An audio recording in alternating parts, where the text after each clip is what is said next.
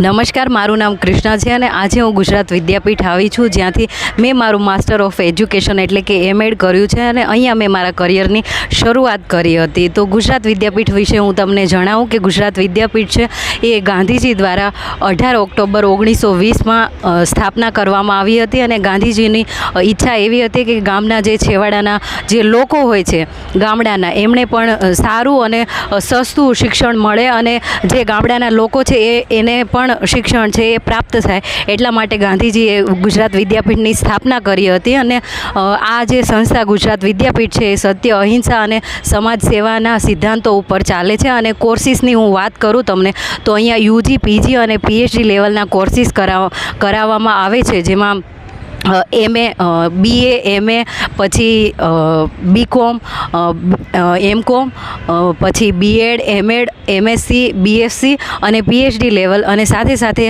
Library science અને જર્નલિઝમના પણ courses થાય છે. અને સાથે ગાંધીયન ફિલોસોફી છે એ પણ અહીંયા કરાવવામાં આવે છે.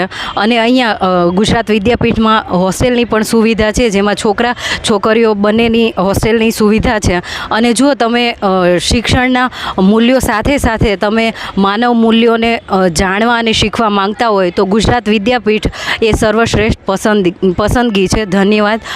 Thank you so much. તમારું નામ શું છે? મારું નામ છે કરશન ચૌહાણ. અને તમે કયા કોર્સમાં અભ્યાસ કરી રહ્યા છો? હું અત્યારે એમએડ લાસ્ટ સેમમાં અભ્યાસ કરી રહ્યો છું. અહીંયા ગુજરાત વિદ્યાપીઠમાં તમારો અનુભવ કેવો રહ્યો છે, જણાવશો જરા? હા, ઓફકોર્સ. મેં આમ તો શરૂઆત 12માં પછી જ કરી હતી કોલેજની. જ્યારે કોલેજમાં આવ્યો ત્યારે વિવિધ કોલેજો આમ જોઈ, પરંતુ વિદ્યાપીઠ એક અલગ જ પડતી હતી, જેમાં ગાંધીના મૂલ્યો જે વર્તા હતા, જે હાલ કદાચ એમાં ઓછું પ્રમાણ જોવા મળે છે, પણ અંતરાત્ર મારો જે અનુભવ કહું તો એ ખરેખર અમૂલ્ય છે, જેમાં ગાંધીના વિચારો મેં ખુદ પણ અપનાવ્યા છે અને અત્યારે પણ અપનાવી રહ્યો છું, જે મને આ ગુજરાત વિદ્યાપીઠ તરફથી મને મળ્યા છે. ધન્યવાદ કરશનભાઈ તમારો. વેલકમ. નામ જણાવો. હા, મારું નામ ભક્તિ સખ્યા છે. કયા કોર્સમાં અભ્યાસ કરી રહ્યા છો તમે? હું ગુજરાત વિદ્યાપીઠમાં માસ્ટર્સમાં અંગ્રેજી વિભાગમાં અભ્યાસ કરી રહી છું અત્યારે. તમારો અનુભવ ગુજરાત વિદ્યાપીઠનો જરા જણાવશો? હા, ગુજરાત વિદ્યાપીઠમાં હું આ વર્ષે જ આવી છું. અહીંયા હું આવી એટલે મને એકદમ પોઝિટિવ વાઇબ્રેશન આવે છે અને અહીંયા આપણે નેચર સાથે ભણી શકીએ.